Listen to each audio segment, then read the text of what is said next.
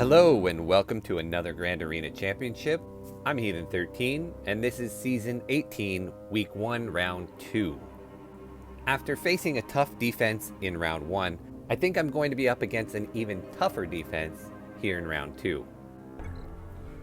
And the author of that defense today is named Jesperhat. So let's look at the matchup. Alright, looking at the hotpot, I have most of the green on my side. Let's zoom in for a closer look. So the stats paint a picture of me dominating this match. In every single statistical category, I'm at least double my opponent. So looking at our roster comparison, here's where he has some advantages. He's got an overall GP advantage over me, about 300,000, although I do have a slightly higher top 80 and top 65. He also has nearly as many Zetas as I do, 119 to 112. I do have a decent speed advantage, 97 to 83, and I have 11 more Gear 13s and a couple more Gear 12s, although he does have quite a few more Gear 11s compared to me. Looking at our mods, it is total, utter domination. I've got more than double the 6-dot mods than he does. He only has 2 mods over 25 speed. It's just not even close. He does have more plus 150 offensive mods, but I've never found that to be something that has ever influenced a match. On the relics, he does have the overall advantage. He's got a couple more total relic levels than I do, but interestingly, he doesn't actually have any tier 7 relic characters. He stopped at tier 6, but you can see he's taken almost every single one of his relic characters up to tier 4, which is an interesting strategy. I guess he's decided that is the sweet spot for him. Looking at the meta and key characters, there are 2 glaring omissions on his side. He doesn't have gas, he doesn't have Jedi Knight Luke, and even his Watt is low stars, low gear. And finally in ships, he does have both the Negotiator and Malevolence, but neither of them are 7 stars. Alright, earlier I said I'm going to be up against a tough defense. Let me show you his roster and then I'll tell you what he's been doing based on his history. So even though he has a Negotiator and a Malevolence, he's running a Thrawn team in Fleet Arena. I don't know if that was just at the time or if that's really what he does. Interesting choice there. You can see his Squad Arena team is also very unusual. He's got Traya and Nihilus on a team with Darth Revan and Malak and Vader. Just a Sith kind of hodgepodge there. And when we look at all of his Gear 13s, he actually has a decent mix. He's got a pretty good Jedi Knight Revan team. He's got a good Darth Revan team. He's got quite a few geared up bounty hunters with Bossk, Boba, Jango. He's got quite a few Night Sisters relic as well. So his roster is pretty diverse in terms of what he has reliced up. But his history says he puts almost all of that on defense. When I was scouting him, I noticed almost every single one of his top squads are put on defense.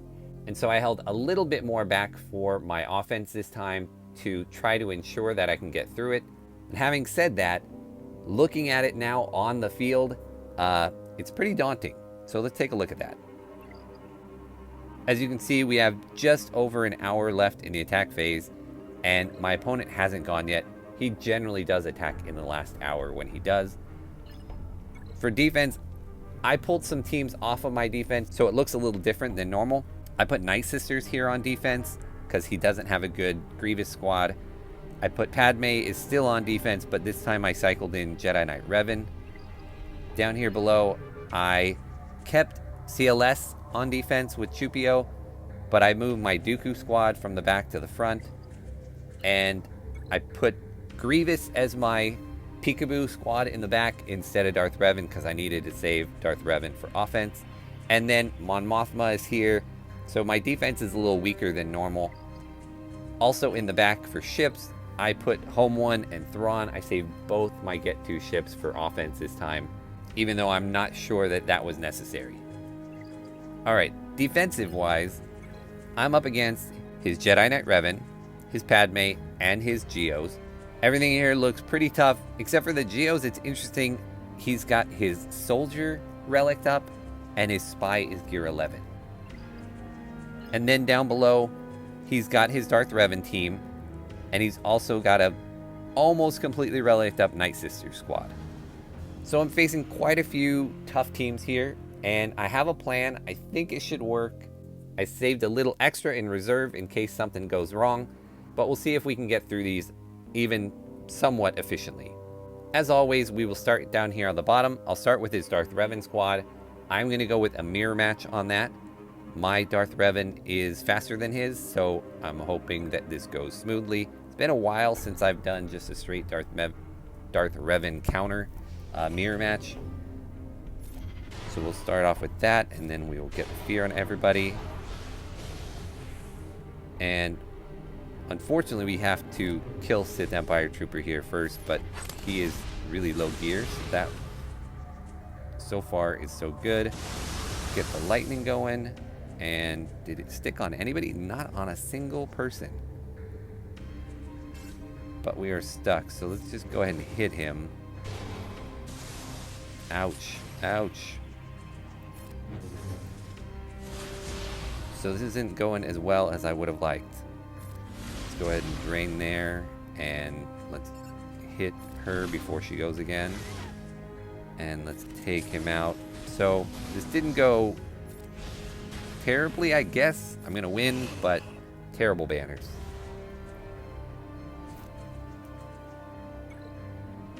I guess I should be happy that that worked. All right, I'm actually gonna try and cheese this Night Sister squad. Rather than taking my Jedi Knight Luke against it, which is kind of my fallback option here, I'm actually going to try to take my bounty hunters with an aura lead, and I've double checked and triple checked, and my Grief and my Bosk are both faster than all of their Night Sisters, and so I think I should be able to get my contract up really quickly, and then I'll use Mando's Disintegrate to take out Talzin so she can't wreck us with her plague. I don't actually know if that's going to work or if I'm going to be able to get the clear here, but I figured we'll give it a try and we'll see how it goes. It might be foolish just setting myself up with a loss so early, but we're going to go ahead and taunt, and we'll get Frenzy, and then we'll be able to call everybody for an assist and another round of assists, and that should get my contract up. And there is Disintegrate on Talzin. So now she can't come back. Let's see if we can get a stun on Asajj. And let's go ahead and get a stun on Daka. And we'll get Burning up. I don't think I can take anybody out yet. Keep the taunt up. And dumb old Talia over there gonna cleanse everything. Let's go ahead and get the counter chance or retribution up on everybody, and we'll keep calling aura to keep getting stuns up. Doesn't really matter on zombie. I don't really need to keep hitting zombie with Jango and Mando. That's a mistake, but it's been a while, so all right, let's go ahead and stun Asajj. I'm just kind of waiting for Mando's Disintegrate to happen again. See if we can take him out with a big hit. No, I didn't even target the right character there. That was all kinds of fail. So I'm not worried really about anybody but Asajj, who potentially could have some big hits. Otherwise, this is just kind of an attrition battle, waiting until Mando can get his next Disintegrate up. Let's go ahead and target Asajj. More burning. Hopefully get through zombie here at some point. Alright, let's go ahead and take out Daka. Should have probably taken out Asajj since she was the damage healer. It's not looking like they're doing a whole lot of damage to me. Everybody's still at full protection and health, except for aura here. Lost a little protection. Do our best to gain all that back. Alright, let's see if we can kill her with Jango, so she won't come back either.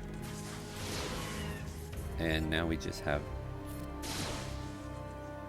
Talia, and it looks like my super cheap bounty hunter counter is gonna work because my guys were faster. And that rocks. I was not sure at all that this was gonna work. So, super happy. And 60 to boot.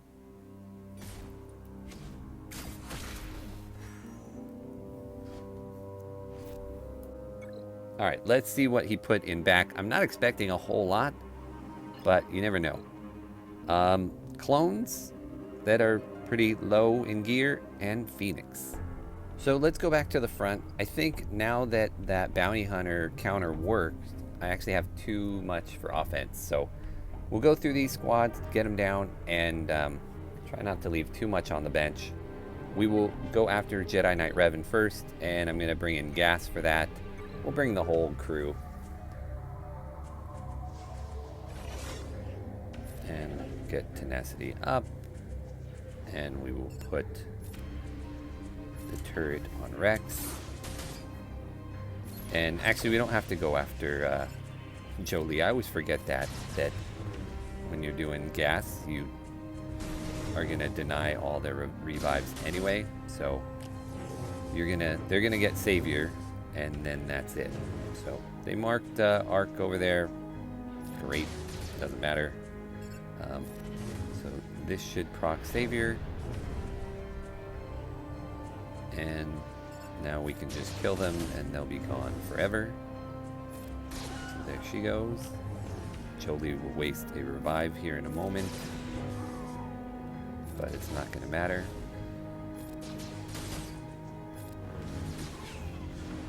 And almost down. Looks like we lost protection just on Arc and on gas.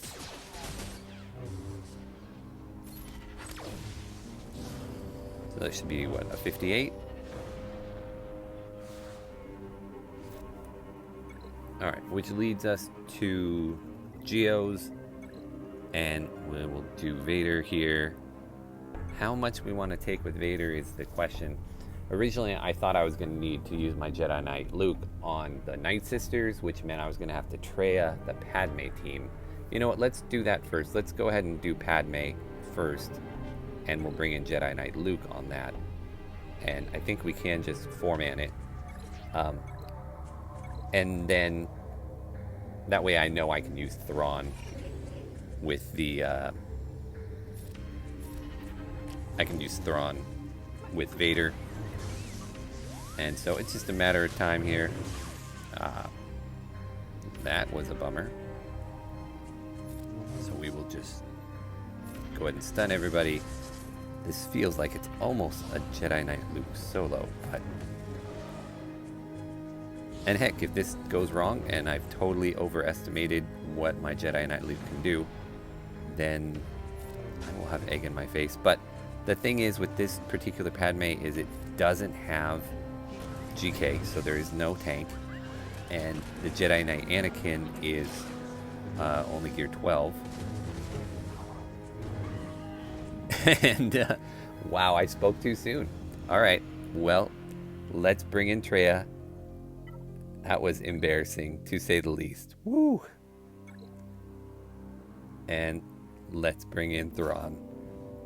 Holy moly. That was a total me being arrogant moment there and totally overestimating what was going to happen here. So let's throw this back to Traya. We'll isolate Padme. Sometimes you just got to go with the tried and true method you know is right. I wanted to experiment a little bit there, and it was a bad idea. Let's put Grandmaster Yoda on timeout here, and we'll work on Padme. I probably shouldn't have brought in Sith Trooper, Red Trooper there, because he's going to assist, and that's going to slow things down on Padme. But the reality is, I'm just going to annihilate her with Nihilist anyway, so we will kind of bide our time until that happens. In the meantime, I've got Isolate on her, so she's not going to give all the protection and whatnot out. And then strip all those buffs away. You can see they do have a little bit of courage, but not too much. Alright, let's give that back to Nihilist and get rid of her.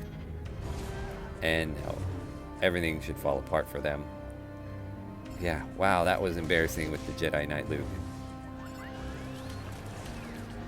I was feeling so good about my bounty hunter thing working that I think I just got a little cocky, thinking there was no way that this Padme team, especially with Grandmaster Yoda and Jedi Knight Anakin at gear 12, I thought there was no way that they were going to be any kind of threat. So, let's heal up Traya, at least get her back up. This is not going to be good banners either. I mean, obviously, because it's a two-shot. I'm not really worried about my opponent being able to clear my defense, even with the fact that I have a less than full-strength defense back there compared to what I usually set, because he set nearly every good team he has here on defense. So only at 37, I should have just done this from the get-go. Alright, that also makes this Vader counter a little more sketchy because it does not have Thrawn in it. So I have to decide, do I want to bring anybody else here with this? You know what, I will put Watt here. Just to make it a little bit more of a sure thing. So we'll go ahead and put the weapons tech on Vader. Pump up his volume. Pump up his damage a little bit more. Let's get the throw on Spy right from the get-go. He's only gear 11. And then let's start getting ability blocks on all these guys. And I think I should be able to get the throw on Poggle as well. Yeah. And I'll also be able to put the taunting tech over there on Sith Empire Trooper in a second. So maybe that helps him survive a little bit longer. Apparently not.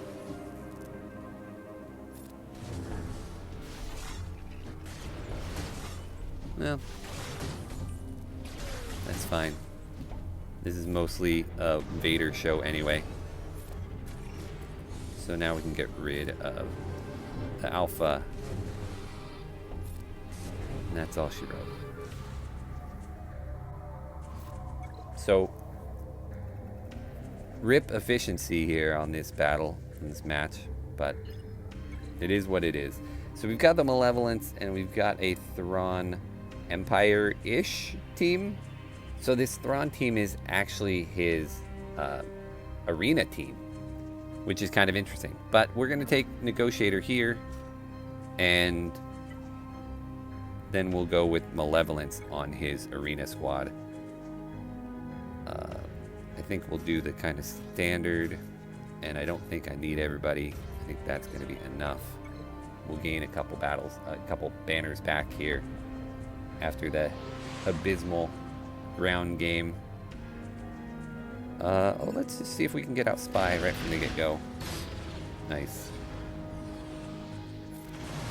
And Sunfac got the buff immunity. Let's give that back to Anakin.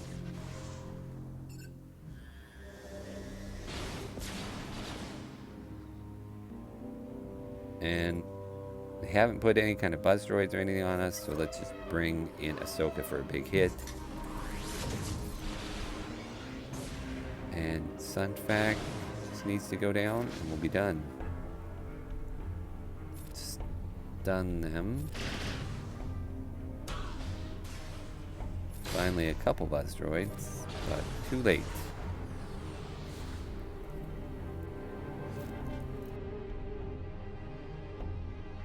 So let's see how the Malevolence does against his arena fleet.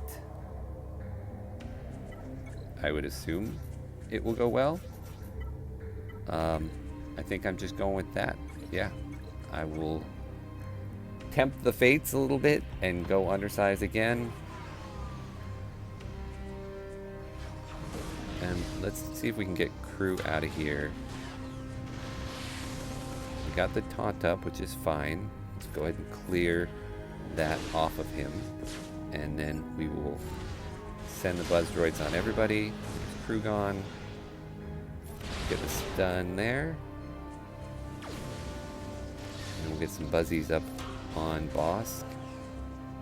And we'll bring in Spy right from the get-go to get rid of the TIE Advanced. And now we are just left with Houndstooth. And done. Alright, so ships both went really well. Now we are just left with these two in the back. We will go with Geos here against all the clones.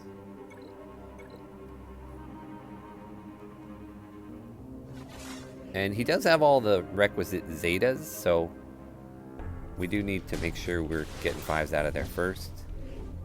But even then, super clones, you know, at gear 8 are not that super, I don't think. Yeah. What was that? It's a lot of assisting. Clear that off. And I'm killing him too fast. I'm not going to be able to heal. So actually lost a lot of banners there because I couldn't ever get to my heal. So that's frustrating. I guess good job on him. We've got our Jedi Training Ray here for this final team. And it's looking like the banners for this particular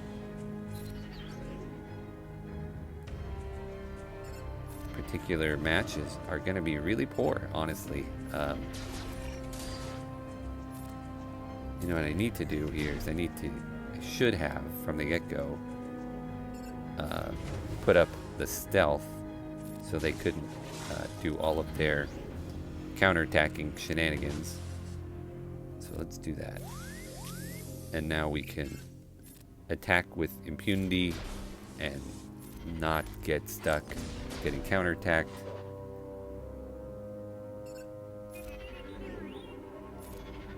Let's do that.